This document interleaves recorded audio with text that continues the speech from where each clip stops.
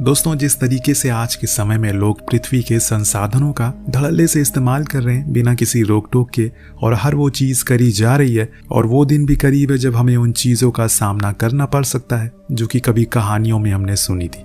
पर क्या अगर वो चीजें सच में हो जाए तो हमारी दुनिया कैसी होगी? तो अटलांटा महासागर के बीच हम कुछ लोगों को देखते हैं, जिसमें एक जैक है जो अपनी टीम के साथ बर्फ के सैंपल ले रहा है। पर इसी बीच वहां पर एक तेज झटका आता है जिससे एक लंबी दरार बन जाती है और उनकी जो भी मशीन थी वो उस दरार में गिर जाती है। पर सबसे बड़ी मुसीबत यहाँ ये थी कि इनके लिए हुए सैंपल वो भी उसी में जा चुके हैं उस पार।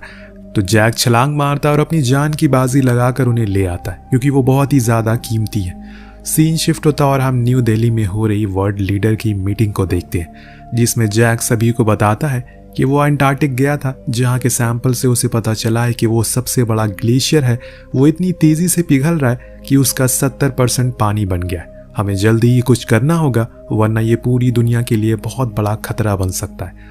और इसका अंजाम क्या होगा आप सभी जानते। इतने में यूनाइटेड नेशन का चीफ कहता है कि इसमें तो बहुत पैसा लगेगा, कौन देगा इतना पैसा, क्या कोई कंट्री इसके लिए तैयार है? और ये सुनते किसी का हाथ नहीं उठता, जो देख जैक ने कहा कि आने वाले समय में धरती का तापमान इतना गिर जाएगा कि एक आइस एज की शुरुआत होगी। सूरज से कई सालों तक नहीं निकलेगा, लोग भूख और ठंड से मारे जाएंगे, और ऐसे में अगर हमने कोई फैसला नहीं लिया तो इसका अंजाम बहुत भयानक होने वाला है। इसमें हमारी पूरी धरती पानी में डूब सकती है। 2 महीने बाद हम एक वेदर रिपोर्ट को देखते हैं, जिसमें अचानक से एक जगह का तापमान 13 डिग्री गिर जाता है। जो देख वो आदमी अपने सीनियर को बुलाता है। इस बीच दुनिया के दूसरे कोने यानी कि टोक्यो में हम देखते हैं कि काफी टाइम से बारिश लगातार होती जा रही है, लेकिन आज कुछ बहुत ही अजीब होता है। आसमान से बड़े बड़े बर्फ के टुकड़े गिरना शुरू हो जाते हैं, जैसे कोई ऊपर से उन्हें फेंक रहा हो, और इसमें कई लोग घायल भी हो जाते हैं, पर किसी को कुछ पता नहीं था। दूसरी ओर जैक जो अपने घर लौट आया, उसे पता चला कि उसका बेटा हेनरी, जो काफी इंटेलिजेंट है, पर उसे स्कूल में फेल कर दिया गया। जो जानकर जैक भी हैरान था कि ऐसा कैसे हो सकता है, क्योंकि वो तो खुद अपनी टीचर से ज्यादा समझदार है, जिसके चलते वो उसके टीचर को बहुत सुनाता है कॉल पर। लेकिन आज हेनरी को न्यूयॉर्क भी जाना है एक क्विज शो के लिए, इसीलिए वो प्लेन में चढ़ता है और कुछ देर बाद प्लेन में किसी भारी झटके का एहसास होता है, जिससे सभी डर जाते हैं। लेकिन फिर अचानक सब कुछ शांत हो जाता है और फिर ये न्यूयॉर्क भी पहुंच जाते हैं। वहां बहुत ही ट्रैफिक लगा था, इसीलिए सभी बच्चे टैक्सी से उतरकर पैदल जाने लगते हैं। लेकिन तभी हेनरी को आसमान में कुछ बहुत ही डरावना दिखाई देता है। लाखों की तादाद में चिड़िए चिल्लाते हुए दूसरी ओर भाग रही थी, मानो उन्होंने कुछ ऐसा देख लिया हो जो सभी को बताना चाह रही है। लेकिन किसी को फिर भी कुछ पल्ले नहीं पड़ता। उन्हें लगता है कि शायद ठंड के कारण वो दूसरी जगह पर जा रही है। खैर, अब ये अपने कंपटीशन के लिए चले जाते हैं। शो को शुरू किया जाता है। उधर हम एक और सीनियर प्रोफेसर को देखते हैं, जो उस जगह पर पहुंचते हैं जहां से उन्हें उसे आदमी ने कॉल किया था, जिसने सबसे पहले उस गिरते हुए तापमान को देखा था। जब प्रोफेसर इस चीज को देखते हैं तो उन्हें लगता है कि शायद ये कोई मैकेनिकल ग्लिच हो सकता है, लेकिन ये चीज एक नहीं बल्कि 4 जगहों पर हो रही है, जो काफी डराने वाली बात है। इतनी तेजी से तापमान कैसे गिर सकता है? उधर न्यूयॉर्क में मौसम लगातार बिगड़ता जा रहा है। तेज तूफान के साथ अब भारी तूफान आने की भी संभावना बढ़ सकती है। वहीं प्रोफेसर फौरन जैक को कॉल करते हैं, क्योंकि उस दिन दिल्ली में हुई मीटिंग में वो सभी शामिल थे। वो जैक से कहते हैं कि जैसे तुमने कहा था, महासागर में अब तापमान गिरेगा। उत्तरी दिशा से तेज हवाएं चल रही हैं और जो ग्लेशियर पिघल रहे हैं वो अब पानी भी बन चुके हैं। जैक कहता है कि ऐसा मुमकिन नहीं है, ऐसा होने में तो कई 100 साल बाकी है। लेकिन जब वो प्रोफेसर की भेजी हुई रिपोर्ट्स को देखता है तो उसके तो पैरों नीचे जमीन खिसक जाती है। ये सब कुछ सच में हो रहा था। जैक का कहना था ये जो कुछ भी हो रहा है वो 10,000 साल पहले हुआ था, पर अब इसका क्या सोल्यूशन है उन्हें खुद नहीं पता। उधर हम देख पाते हैं कि मौसम विभाग वाले सभी को कह रहे हैं कि जो कोई भी लॉस एंजलिस में रहता है वो वहां से बाहर आ जाए, क्योंकि उसकी ओर 70 किलोमीटर की स्पीड से हवाएं आ रही है जो सब कुछ उड़ा कर ले जाएंगी। ये बात सच भी है, क्योंकि जब हम उन नज़ारों को करीब से देखते हैं तो एहसास हो जाता है कि ये वाकई में बहुत ही ज़्यादा भयानक है। 1-2 नहीं बल्कि कई सारे टोर्नाडो लॉस एंजलिस को जड़ से उखाड़ कर फेंक रहा है, जिसमें न जाने कितने हजारों लोग मारे जाते हैं। सारी वापस आने वाली फ्लाइट को कैंसिल कर दिया जाता है, यानी कि हेनरी अब वहीं पर फंसा रह गया। उधर मीटिंग का सिलसिला बढ़ जाता है, क्योंकि वो तूफान थोड़े समय के लिए थम चुका था। इस बीच उस मीटिंग में यूनाइटेड नेशन के हेड भी शिरकत लेते, जिनके सामने जैक बताता है जो कुछ भी आप लोग अभी देख रहे हैं वो मेरी थ्योरी के हिसाब से 100 साल बाद होने वाला था, लेकिन मैं ये गलत था क्योंकि उत्तरी महासागर की चट्टानों में दरार पाई गई है जिससे कि न जाने कितने बड़े बड़े ग्लेशियर पिघल गए और उसमें से जो पानी निकला होगा वो कितना ठंडा और कितना ज्यादा हो सकता है आप अंदाजा भी नहीं लगा सकते।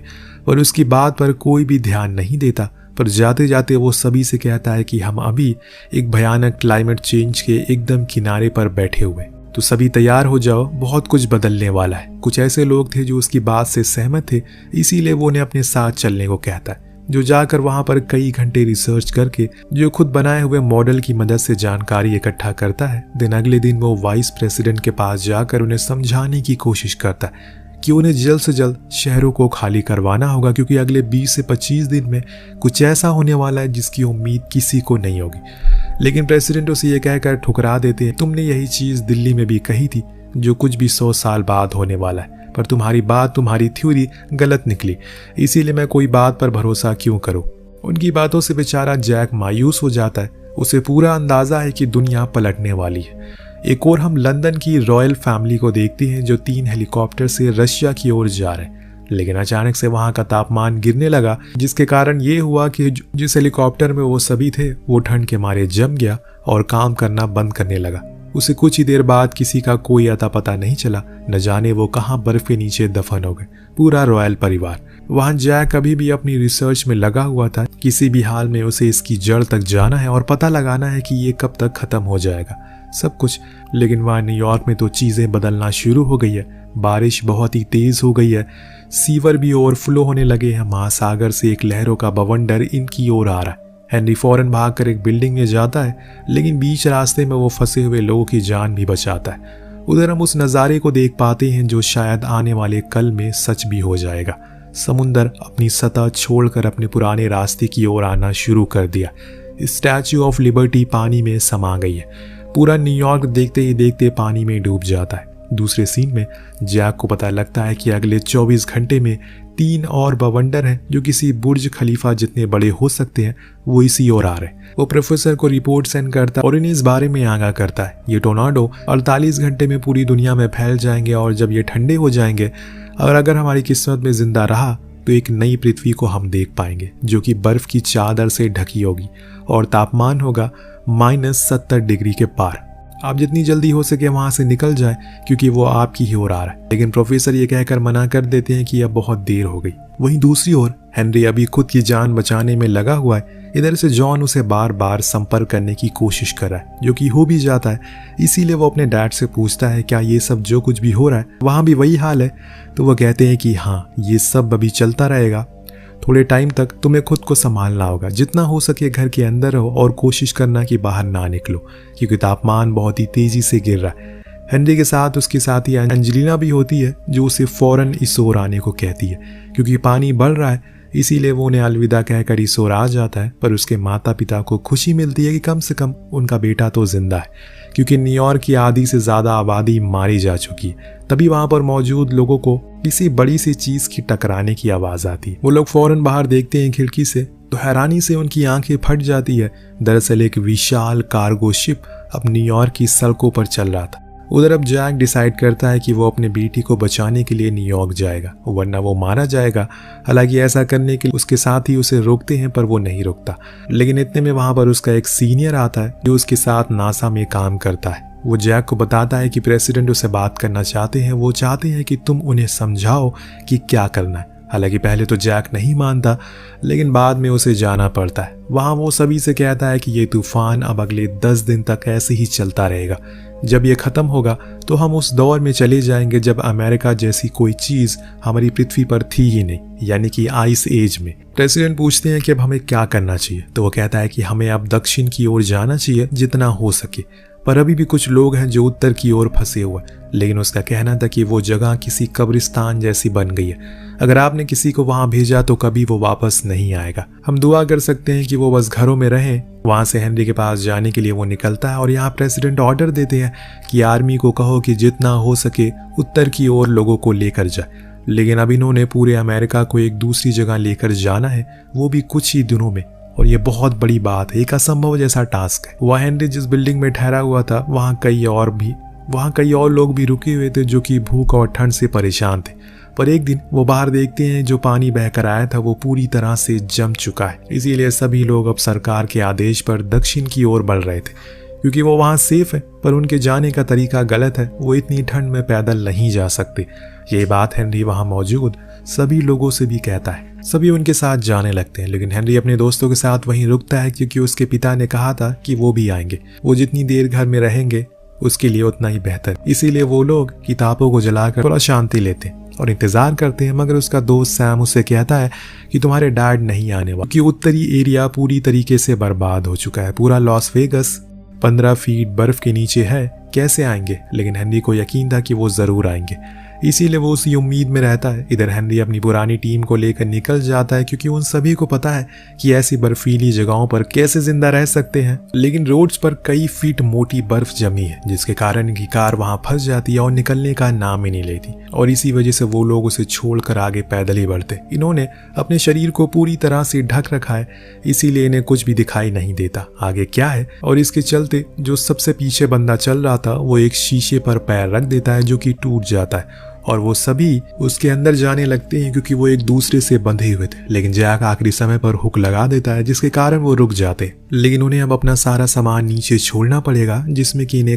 जिसमें इनका खाना पानी भी था और भी बहुत कुछ। हालांकि जैक का दोस्त उन सामानों को नहीं छोड़ रहा था, लेकिन जैक उसे समझाता है कि अगर तुमने उसे नहीं छोड़ा तो हम सब मारे जाएंगे। वो उसकी बात को मान लेता है, जिसके बाद वो आगे बढ़ने लगते हैं। वही हेनरी जो कि अब परेशान है, क्योंकि उनकी किताबें खत्म होने वाली है। इस बीच एंजेलिना उसे अपने पास बुलाती है। दरअसल दोनों ही एक दूसरे से बहुत प्यार करते हैं। हेनरी तो उसके लिए यहाँ पर रुका है, क्योंकि एंजेलिना के पैरों में चोट लगी है, इसीलिए वो चल नहीं सकती। पर इससे बड़ी एक और मुसीबत थी, अब उसके पैर का वो इन्फेक्शन बढ़ता जा रहा है और उन्हें जो दवा चाहिए वो उनके पास है ही नहीं। पर तभी सैम उसे बताता है कि शिप यहाँ आया है वो कार्गो है, शायद उसमें हमें वो चीज मिल जाए जिसकी तलाश। ये लोग अपने आप को जितने भी कपड़े होते हैं उनसे पैक कर लेते हैं और फिर उस शिप पर पहुंचते हैं। लेकिन जब लौट रहे होते हैं तो इनके ऊपर 2 भेड़िए हमला करते हैं, जो कि जू से बाहर आ गए थे। वो इन पर हमला तो करते हैं, जिसमें इनका एक दोस्त घायल हो जाता है। इसीलिए ये लोग उसे घसीट कर जैसे तैसे लेकर अंदर आते हैं। इस बीच हम पृथ्वी के बाहर कुछ एस्ट्रोनॉट को देखते हैं, जो बाहर से इस तूफान को देखते हैं तो उनके लिए किसी भयानक सपने से कम नहीं था। पूरी पृथ्वी बर्फ की चादर से ढक चुकी थी। जैक के सारे साथी मारे जा चुके हैं सिवाय उसके। लेकिन अब ये आगे नहीं जाएंगे, क्योंकि अभी तूफान पूरे उफान पर है। इसीलिए वो वहीं कैंप लगा लेते हैं और आराम करते हैं। जब 2 दिन बाद तूफान थोड़ा शांत होता है तो ये बाहर निकलते हैं। जब उस नज़ारे को देखते हैं तो आश्चर्यचकित हो जाते, क्योंकि वो जगह किसी बर्फ के शहर जैसी हो गई। सब कुछ बर्फ में ढक गया है, जम चुका है। जो बड़े बड़े शिप वहीं जमे पड़े हैं, ऊंची ऊंची इमारतें अब दिख नहीं रही है। लेकिन हेनरी को तो अभी भी अपने बेटी के पास पहुंचना है किसी भी हाल में, इसीलिए वो आगे बढ़ना शुरू करता है। अपने साथ ही बीच में उन्हें कई सारे लोगों की लाशें मिलती हैं, जो कि दक्षिण की ओर पैदल जा रहे थे और रास्ते में वो मारे गए ठंड की वजह से। बड़ी ही मुशक्कत करके इन्हें वो लाइब्रेरी मिल जाती है, जिसके अंदर ये सभी आसरा लिए हुए थे। लेकिन अंदर जाने पर वहाँ किसी की भी आवाज़ नहीं आ रही थी। हेनरी टॉर्च को इधर उधर मारता है, तभी उसे एक कमरे से रोशनी आती हुई दिखाई देती है, जहां पर वो सभी आग जलाकर सो रहे थे। हेनरी जब अपने पिता को देखता है तो फौरन जाकर उनसे गले लग जाता है और कहता है कि डैड, आपने कर दिखाया, थैंक यू सो मच। दोनों बाप बेटे इमोशनल हो जाते हैं और रोने लगते हैं। इसके बाद वहां इन्हें बचाने के लिए हेलीकॉप्टर आते हैं। वही हमें दूसरी ओर दिखाया जाता है कि जो वाइस प्रेसिडेंट है अब वो प्रेसिडेंट बन चुके हैं, क्योंकि फॉर्मर प्रेसिडेंट की तूफान में मौत हो गई है। सभी लोग अभी मेक्सिको में जा रहे हैं, जहां वो स्पीच देते हैं और कहते हैं कि मैंने बहुत गलती कर दी जैक की बात को नज़रअंदाज करके, लेकिन मैं ये कहना चाहूँगा और हमने एक और गलती करी है, प्रकृति को बर्बाद करके। अगर हम सही कदम पहले उठा लेते तो ये कभी ना होता। लेकिन आज के बाद हम अपनी पूरी जान लगा देंगे अमेरिका को वापस खड़ा करने में। इस हादसे से हर किसी को सीख मिल जाती है कि सब कुछ ऊपर वाले का बनाया हुआ है, उससे ज्यादा शक्तिशाली कोई नहीं है। अगर उसका कहर बरसेगा तो अमेरिका जैसा देश, ताकतवर देश भी मिट्टी में मिल जाएगा। इसीलिए कहते हैं कि नेचर को बचाओ, तभी वो तुम्हें बचाएगा। वेल, आपको कहानी कैसी लगी कमेंट करके जरूर बताएगा। मिलते हैं अगले वीडियो में। Thank you so much watching. Peace out.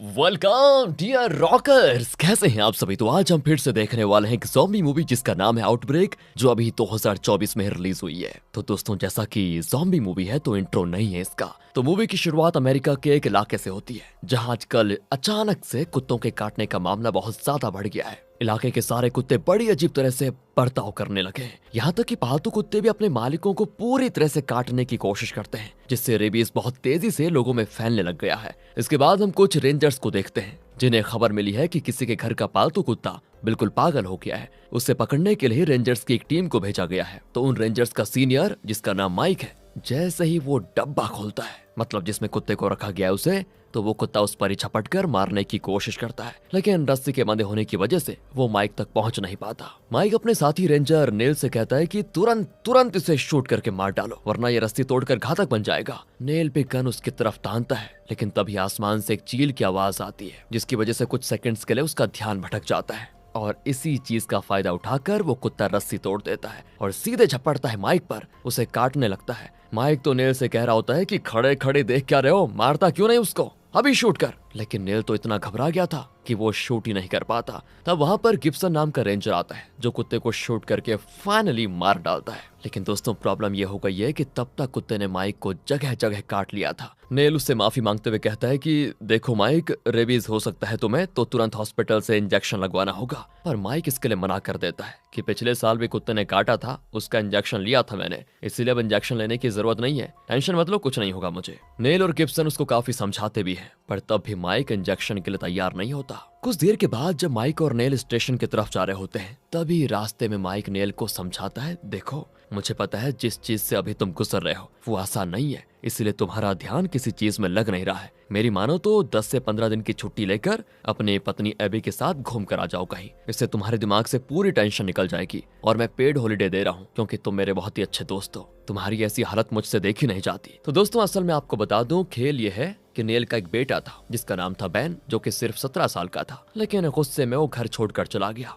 दरअसल हुआ ये कि बैन सारा का सारा दिन बस मोबाइल में ही लगा रहता, पढ़ाई से तो उसका दूर दूर तक कोई नाता ही नहीं था। यही बात जब नेल ने उसे समझाई, और वो भी थोड़ा सख्ती से, कि देखो अभी तुम्हें पढ़ाई करके अपने फ्यूचर पर ध्यान देना चाहिए बेटा, ये मोबाइल पर दिन रात घुसे रहोगे तो कहाँ से कुछ होगा। बस दोस्तों, यही बात उसके बेटे बैन को बुरी लग गई और गुस्से में वो हमेशा हमेशा के लिए घर छोड़कर चला गया। इसी वजह से नेल और एबी दोनों परेशान है। नेल अपने काम पर ध्यान ही नहीं दे पा रहा है क्योंकि उसका बेटा बैन जो चला गया, वहीं एबी अलग से डिप्रेशन का शिकार हो गई है। एक हंसता खेलता परिवार, कुछ ही दिनों में सब कुछ तबाह हो गया। इसी वजह से माइक नेल को इस माहौल से निकलकर कहीं घूमने जाने के लिए कह रहा है ताकि नेल का दिमाग फ्रेश हो जाए। इस पर नेल भी माइक से कहता है कि तुम्हारा धन्यवाद जो तुम मेरे लिए इतना सोचते हो, मैं जरूर यह हॉलिडे किसी अच्छी जगह पर जाकर बिताऊंगा। अब जैसे दोनों स्टेशन आते हैं, वहाँ माइक की बेटी ओल्विया पहुंच जाती है, जो कि असल में बैन की गर्लफ्रेंड हुआ करती थी दोस्तों। और बैन पता है ना कौन, नेल का बेटा, जो अभी भागा हुआ है। तो अभी वो बैन की गाड़ी नेल को वापस देने के लिए आई हुई है, क्योंकि ये गाड़ी वैसे नेल ने ही बैन को दी थी,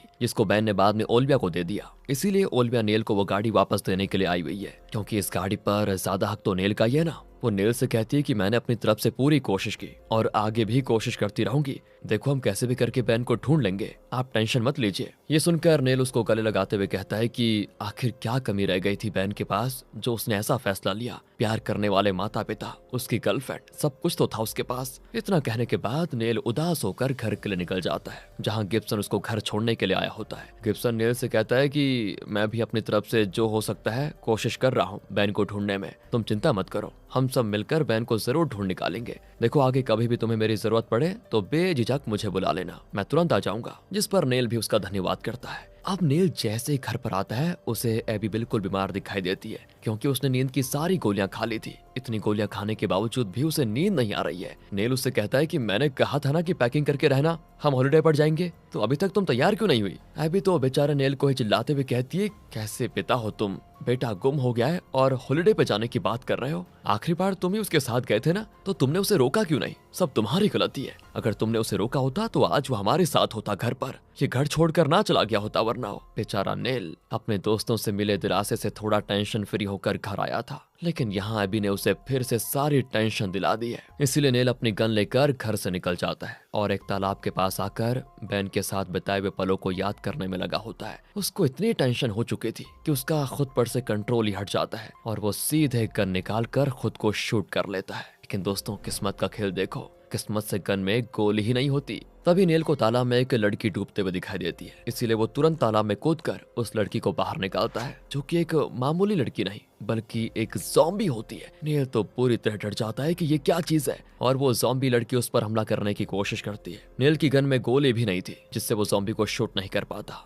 लेकिन तब भी वो जैसे तैसे पत्थर की मदद से उस ज़ॉम्बी लड़की का सर फोड़कर उसका खेल वहीं पर खत्म कर देता है, जिससे वो लड़की तो मारी जाती है। लेकिन नेल को कुछ समझ नहीं आ रहा होता है कि ये क्या था। कहीं ऐसा तो नहीं कि नए तरीके का रेबीज शहर में फैल गया हो, जो इंसान को लगने के बाद उनको ज़ॉम्बी बना रहा हो। अगर ऐसा है तो मुझे अभी एबी को जाकर बचाना होगा, हम यहाँ पर और ज्यादा दिन तक नहीं रह पाएंगे। ये सारी बातें वो मन में सोच रहा होता है, तभी वहां पर और भी ज़ॉम्बीज आ जाते हैं, जो देखकर वो तुरंत अपने घर की ओर भागता है। अब घर आकर नेल गन की गोलियां ढूंढता है, लेकिन कहीं भी गोली नहीं मिल रही होती है, मानो घर से सारी गोलियां गायब हो गई है।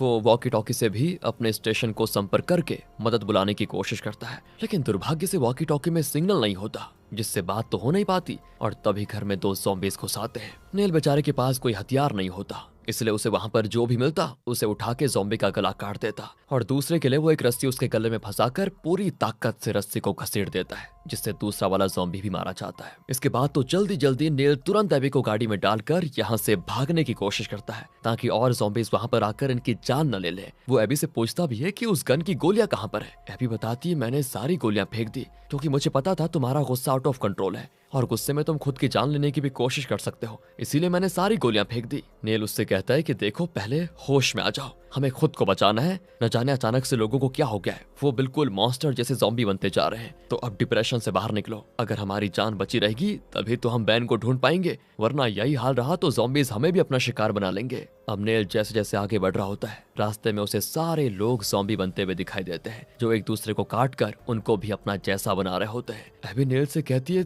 तो बताओ ना, हम कहाँ जा रहे हैं और कितने दिनों तक हमें ऐसे ही भागना पड़ेगा। नेल कहता है, हम माइक के घर जाएंगे, उसे जरूर कुछ ना कुछ पता होगा कि ये सारी चीजें हो क्या रही है, और इससे बचना कैसे है उसे पक्का पता होगा। एबी कहती है कि माइक के यहाँ जाएंगे, लेकिन तुम्हें कैसे पता कि माइक इन्फेक्टेड नहीं है, ये भी तो हो सकता है कि वो भी इन्फेक्टेड हो गया हो। ये सुनकर नेल भी सोच में पड़ जाता है कि बात तो सही है, क्योंकि माइक को भी कुत्ते ने काटा था, कहीं वो भी ज़ॉम्बी तो नहीं बन गया। इसीलिए वो सबसे पहले अपने घर की ओर वापस जाने लगता है, ताकि जो भी जरूरत का सामान मिले उसे ले जा सके। उसके बाद वो माइक के घर के लिए निकलेगा, ये उसका प्लान है। तो घर आने के बाद नेल एबी को गाड़ी में ही रुकने को कहकर खुद अंदर जाता है और इस जरूरत का सामान इकट्ठा करने में लगा होता है। तब एबी भी वहाँ पर आ जाती है, जो अपने बेटे बैन से जुड़ी सारी चीजें लेने के लिए आई थी, क्योंकि अब न जाने वो कब वापस आएगी इस घर में, इसलिए वो बैन से जुड़ी चीजों को इस तरह नहीं छोड़ सकती, इसलिए उनको भी लेकर जाने में लगी होती है। नेल उससे कहता है कि टेंशन मत लो, सब ठीक हो जाएगा। इसके बाद वो गिब्सन को वॉकी टॉकी से संपर्क करने की कोशिश करता है, लेकिन उसकी आवाज गिब्सन तक पहुंच ही नहीं पाती। अब नेल जैसे ही एबी के साथ माइक के घर के लिए निकलता है ना,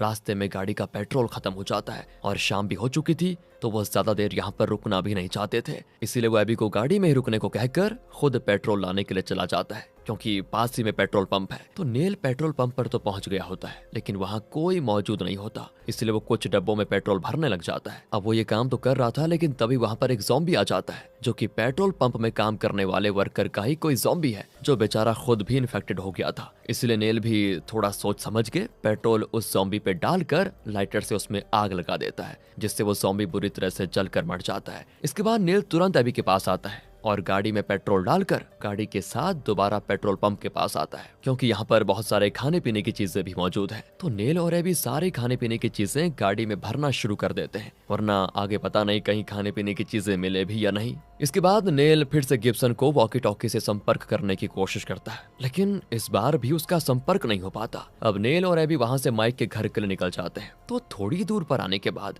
उन्हें माइक का घर तो सामने दिखाई देता है, लेकिन घर में अजीब तरह का सन्नाटा पसरा हुआ था। इसलिए नेल एबी को चाकू देकर कहता है, इसे एक काम करो, अपने पास रखो, अगर कहीं से भी कोई ज़ॉम्बी आए या कोई भी आए तो इसकी मदद से तुम अपना बचाव कर लेना। इसके बाद नेल जैसे ही घर के अंदर आता है, उसे माइक की पत्नी दिखाई देती है, जो ज़ॉम्बी बनने के बाद किसी चीज का मीट बड़े खतरनाक तरीके से खा रही होती है। वो नेल को देखते ही उस पर हमला कर देती है। नेल उसे समझाने की बहुत कोशिश करता है कि मैं हूँ, मुझे पहचानो, मैं नेल हूँ, लेकिन ज़ॉम्बी बनने के बाद कौन किसको पहचानता है यार। उसी तरह से माइक की पत्नी भी नेल को पहचान नहीं पाती। इसीलिए नेल खुद की जान बचाते हुए सबसे पहले घर में गन की गोलियां ढूंढता है जो उसे मिल भी जाती है, जिसके बाद वो गन की मदद से सीधे माइक की पत्नी को कर देता है शूट। तभी वहां पर ओलिविया आती है जो खुद भी ज़ॉम्बी बन चुकी थी। नेल उसको भी शूट करने वाला होता है, लेकिन एबी वहां पर आकर उसे रोक लेती है। वो नेल से कहती है ये क्या कर रहे हो तुम, मत मारो, ये ओलिविया है। लेकिन नेल कहता है कि हट जाओ वहां से, वरना ये तुम्हें भी अपना जैसा बना देगी।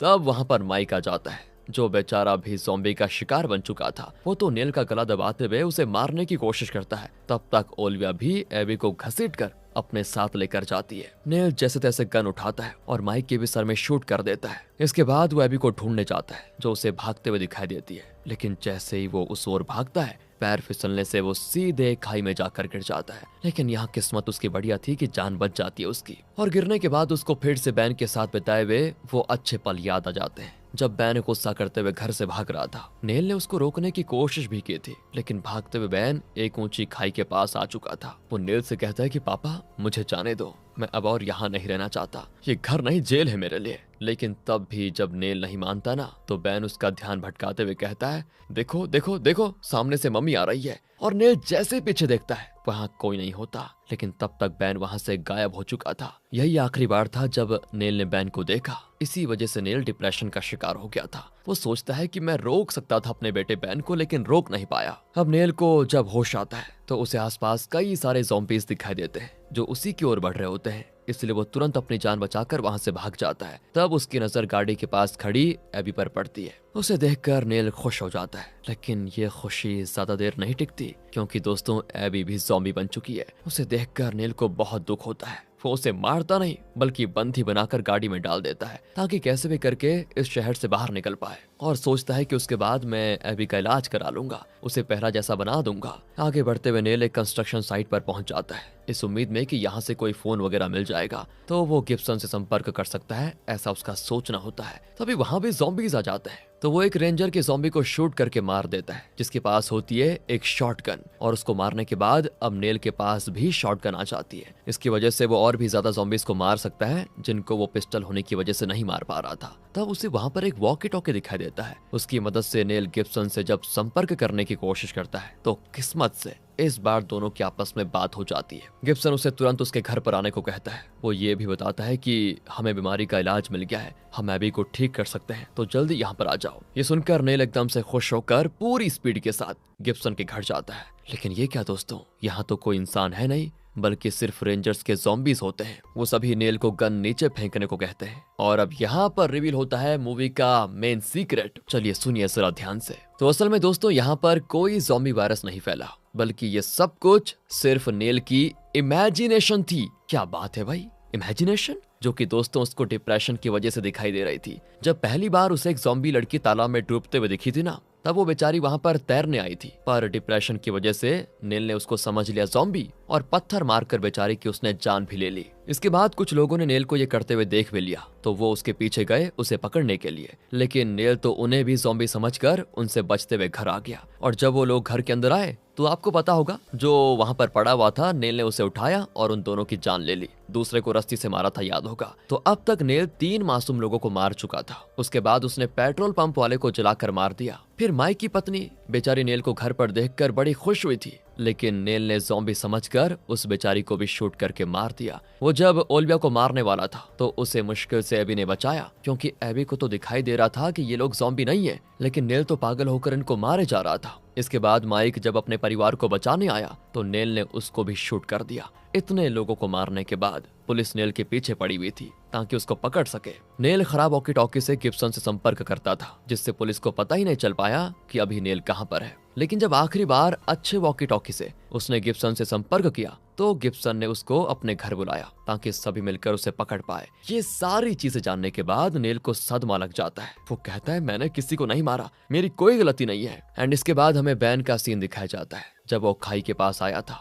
यहाँ दोनों के बीच कहासुनी हो गई थी और बैन अपना बैग नेल से छीनकर भागने की कोशिश कर रहा था, लेकिन इस चीज से हुआ ये कि वो सीधे खाई के नीचे जा गिरा और उसकी मौत हो गई। नेल को वहां पर ऐसा सदमा लगा कि उसको दिखाई देना ही बंद हो गया कि उसकी आंखों के सामने क्या हो रहा है। बैन उसके सामने ही तड़प तड़प कर मर गया, लेकिन टेंशन की वजह से नेल उसको देख ही नहीं पाया और उसने ये मान लिया कि बैन कहीं भाग के चला गया। इसके बाद प्रेजेंट टाइम पर नेल जब एबी को भी ज़ॉम्बी बना देखता है तो वो उसको भी घबराहट में शूट करने की कोशिश करता है, पर बाकी पुलिस वाले उससे ही शूट करके मार देते हैं। बेचारी एबी बैन के मरने से डिप्रेशन में तो थी, अब नेल भी उसके सामने दम तोड़ देता है। बहुत बुरा हुआ तीनों के साथ। लेकिन वहां से थोड़ी दूर हम एक चील को बैठे हुए देखते हैं जो कि किसी वायरस से इन्फेक्टेड लग रहा है, बिल्कुल ज़ॉम्बी जैसा। यानी कि नेल का सपना अब सच होने वाला है। यहाँ पर जरूर ज़ॉम्बी वायरस फैलेगा और इसी सीन के साथ होता है दोस्तों इस मूवी का दी एंड। था ना मजेदार ट्विस्ट मूवी में। बाकी आपको मूवी कैसे लगी कमेंट करके बताइए। ध्यान रखिएगा अपना, बहुत जरूरी है। Thanks for watching.